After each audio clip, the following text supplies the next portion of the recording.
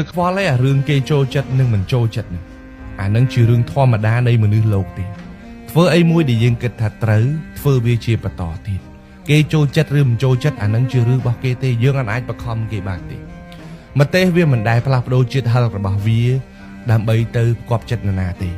អ្នកខ្លះក៏ចូលចិត្តម្ទេសចឹងទៅហើយអ្នកខ្លះក៏មិនចូលចិត្តម្ទេសចឹងទៅប៉ុន្តែម្ទេសនៅតែជាម្ទេស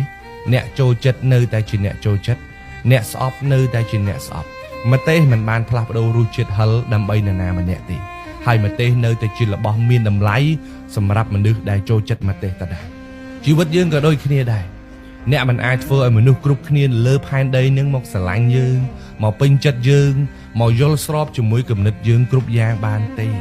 សម្រាប់អ្នកដែលមិនចូលចិត្តយើងត្រូវចាំថាទោះបីជាយើងធ្វើល្អប៉ុណ្ណាក៏ដោយមានសមត្ថភាពល្អកម្រិតណាក៏ដោយក៏គេនៅតែរកចំណុចទាស់រកនៅចំណុចដែលទើសយើងតតែបានហើយយើងត្រូវចាំថាអ្វីដែលគេមិនចូលចិត្តយើងនឹងមិនមែនយើងខុសទេមិនមែនយើងធ្វើរឿងអាក្រក់ទេពេលខ្លះយើងធ្វើរឿងល្អយើងធ្វើរឿងត្រឹមត្រូវតែយើងធ្វើមិនត្រូវចិត្តគេក៏គេមិនចូលចិត្តយើងដែរ